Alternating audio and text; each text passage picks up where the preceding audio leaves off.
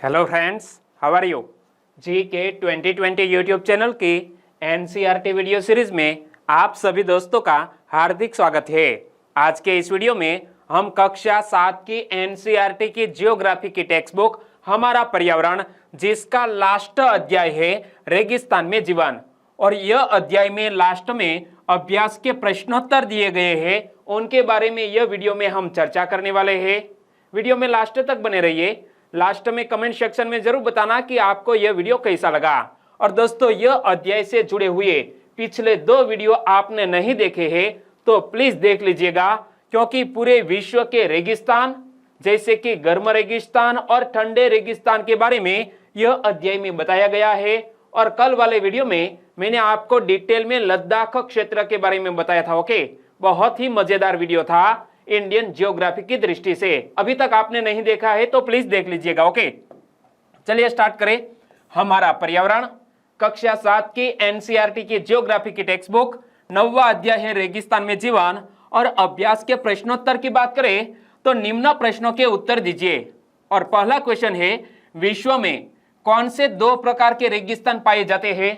तो यह बात मैंने आपको बताई थी। विश्व में 2 प्रकार के रेगिस्तान पाए जाते हैं। एक होता है गर्म रेगिस्तान और दूसरा होता है ठंडे रेगिस्तान। यानी कि गर्म रेगिस्तान का एग्जाम्पल है सहारा का रेगिस्तान, और यह ठंडे रेगिस्तान का एग्जाम्पल है हमारे लद्दाख में स्थित यह क्षेत्र। ओके, तो विश्व में गर्म रेगिस्तान और ठंडे रेगिस्तान पाए जाते हैं। अगला क्वेश्चन, सहारा रेगिस्तान किस महाद्वीप में स्थित है? सहारा रेगिस्तान किस महाद्वीप में स्थित है? अफ्रीकी महाद्वीप में स्थित है। याद रखना, यह सहारा रेगिस्तान अफ्रीकी महाद्वीप में स्थित है।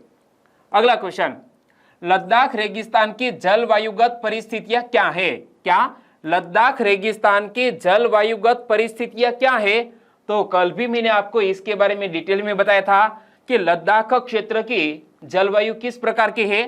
तो लद्दाख की ऊंचाई 8 मीटर से अधिक है। यानी कि जैसे जैसे आप कारगिल से आगे बढ़ते जाएंगे तो दोस्तों यह जो हाइट है वो बढ़ती जाएगी, यानी कि 3000 मीटर से 8000 मीटर तक यह बढ़ती जाती है।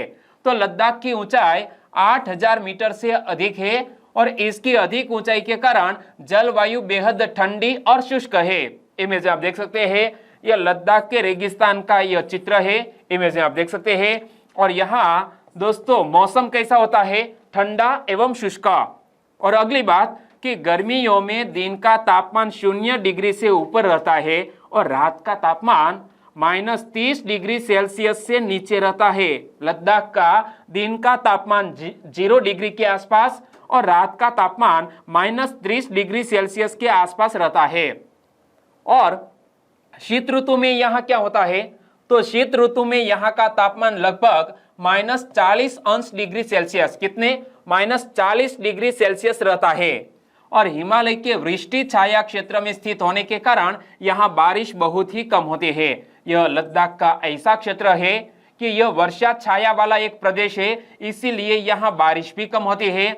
और शीत ऋतु में, यानी कि शीतकालीन ऋतु में यहाँ का जो टेम्परेचर है वो -40 डिग्री सेल्सियस रहता है। अगला क्वेश्चन, लद्दाख में पर्यटकों के लिए प्रमुख आकर्षण क्या है? मैंने आपको कल ही यह क्वेश्चन बताया था कि लद्दाख में पर्यटकों के लिए प्रमुख आकर्षण क्या है। एक तो वहां का गोंपा दर्शन, दूसरा वहां के घास के मैदान, और तीसरा यहाँ हिमनद की सैर। तो यह तीनों लद्दाख के पर्यटन स्थलों में शामिल है।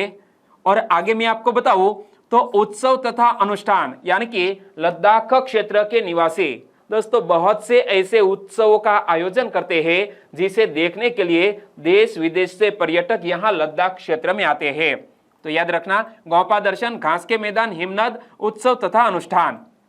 अगला क्वेश्चन, सहारा रेगिस्तान के लोग किस प्रकार के वस्त्र पहनते हैं?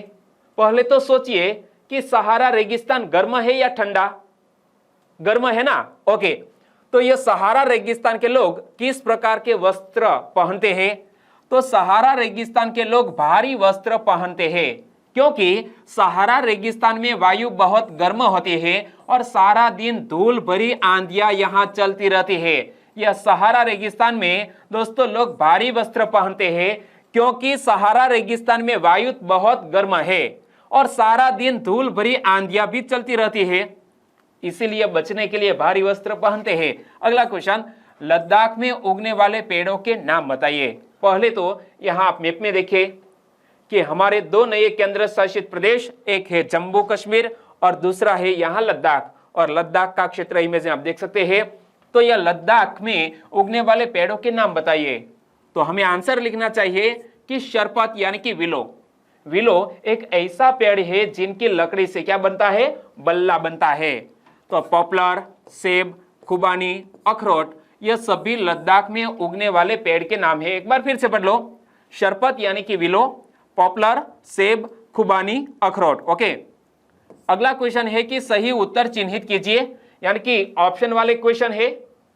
पहला क्वेश्चन है, सहारा अफ्रीका के किस भाग में स्थित है, या जो सहारा डेजर्ट है वो अफ्रीका के किस क्षेत्र में स्थित है। तो यहां आप मैप में देख सकते हैं कि यह अफ्रीका का नीचे वाला हिस्सा है वो दक्षिणी हिस्सा, ऊपर वाला हिस्सा है यह है उत्तरी हिस्सा, इधर है पूर्वी हिस्सा और इस तरफ है पश्चिम। तो यह जो अफ्रीका का यह कौन सा बताइए, उत्तर। ओके, तो सहारा अफ्रीका के किस भाग में स्थित है, उत्तरी भाग में स्थित है। सही आंसर सही आंसर है ऑप्शन 2, उत्तरी। अगला क्वेश्चन, सहारा किस प्रकार का रेगिस्तान है। यह सहारा किस प्रकार का रेगिस्तान है, यह गर्म रेगिस्तान है। सही आंसर है ऑप्शन 2। अगला क्वेश्चन, लद्दाख रेगिस्तान के अधिकांश निवासी कहां से है, यानी कि किस धर्म से बिलोंग करते हैं। तो लद्दाख के निवासी दोस्तों बहुत सारी जनसंख्या वहां बौद्ध भी है एवं मुसलमान भी है। तो सही आंसर बनेगा ऑप्शन 2, बौद्ध एवं मुसलमान यह लद्दाख रेगिस्तान में निवास करते हैं। अगला क्वेश्चन, रेगिस्तान की विशेषता है, यानी कि रेगिस्तान की क्या एक विशेषता है। यहां 3 ऑप्शन है, इनमें से एक रेगिस्तान की विशेषता है। तो पहला ही ऑप्शन आएगा, क्योंकि विरल वनस्पति, यह रेगिस्तानी क्षेत्र में वनस्पति बहुत कम देखने को मिलती है, इसीलिए रेगिस्तान की एक विशेषता है विरल वनस्पति। बाकी 2 ऑप्शन है अधिक वर्षण। दोस्तों अधिक वर्षण कहाँ होता है, वर्षावन में होता है ना, और अल्प जल वाष्पन। दोस्तों जहां ज्यादा नमी होती है वहां अल्प जल वाष्पन होता है। तो यह दोनों भारी बारिश यानी कि नमी वाले वातावरण का ये लक्षण है, और विरल वनस्पति रेगिस्तान की विशेषता। ओके, अगला क्वेश्चन, लद्दाख में हेमिस प्रसिद्ध है। यह हेमिस क्या है, लद्दाख में हेमिस क्या है, यह एक बौद्ध मठ है, याद रखना। और कल भी मैंने आपको लद्दाख में कौन कौन से मठ स्थित है उनके बारे में बताया था। तो यहाँ इमेज में आप देख सकते हैं, और यह जो इमेज है वो है थिकसे मठ की। क्या यह थिकसे मठ की इमेज है, वो भी लद्दाख क्षेत्र में स्थित है। अगला क्वेश्चन, मिस्र निम्नलिखित फसल के लिए प्रसिद्ध है। मिस्र कौन सी फसल के लिए प्रसिद्ध है।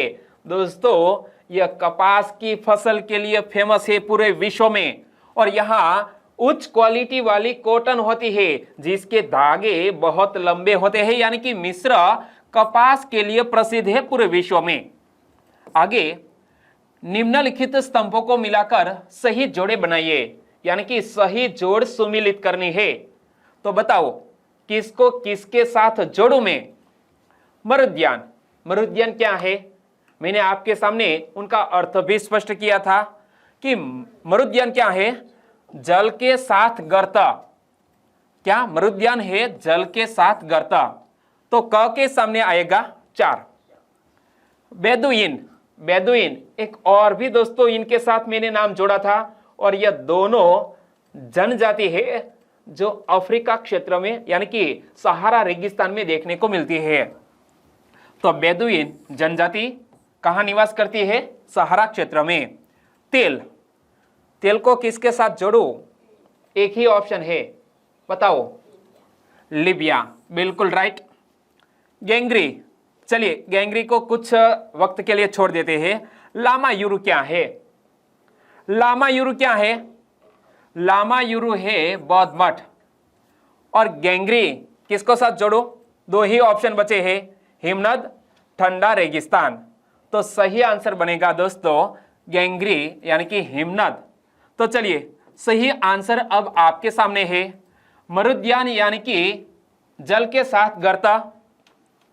बेदुइन सहारा रेगिस्तान में यह जनजाति निवास करती है।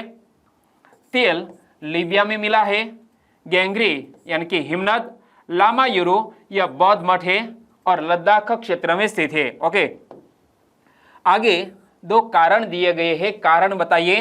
पहला कारण, रेगिस्तान में अत्यल्प वनस्पति होती है। क्या? यह रेगिस्तान में अत्यल्प वनस्पति होती है, यानी कि बहुत ही कम वनस्पति देखने को मिलती है। इसके पीछे की वजह क्या है, रीजन क्या है? तो हमें उत्तर लिखना चाहिए, रेगिस्तान बर्फ का हो या रेत का, इनका विस्तार लगातार होते जाता है।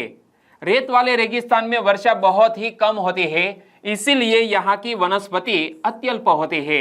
एक बार फिर से बदलो कि रेगिस्तान बर्फ का हो या रेत का, इनका विस्तार लगातार होते जाता है, यानी कि बढ़ता जाता है। रेत वाले रेगिस्तान में वर्षा बहुत ही कम होती है, इसीलिए यहाँ की वनस्पति अत्यल्प होती है। दूसरा कारण, सहारा रेगिस्तान के लोग भारी वस्त्र पहनते हैं। क्यों? सहारा रेगिस्तान के लोग भारी वस्त्र पहनते हैं, क्यों? तो मैंने आपको बता दिया हाल ही में। इसका एक कारण होता है, रेगिस्तान में प्रत्येक दिन धूल भरी आंधियां चलती रहती है और यहाँ पर झुलसा देने वाली गर्मी भी रहती है, इसीलिए त्वचा को धूल और सूरज की तेज रोशनी से बचाने के लिए यहाँ के लोग भारी वस्त्र पहनते हैं। एक बार फिर से देख लो कि सहारा रेगिस्तान के लोग भारी वस्त्र क्यों पहनते हैं। तो इसका एक कारण होता है कि रेगिस्तान में प्रत्येक दिन धूल भरी आंधियां चलती रहती है और वहां पर झुलसा देने वाली गर्मी भी रहती है, इसीलिए त्वचा को धूल और सूरज की तेज रोशनी से बचाने के लिए यहाँ के लोग भारी वस्त्र पहनते हैं। यानी कि यहाँ इस अध्याय के प्रश्नोत्तर को हम खत्म करते हैं। और यहाँ जब दोस्तों रेगिस्तान की बात आई तो मैं आपको एक यूनिक वीडियो करंट टॉपिक में है वो प्रोवाइड करने वाला हूँ, और यह है हमारे अरावली रेंज के बारे में। क्या?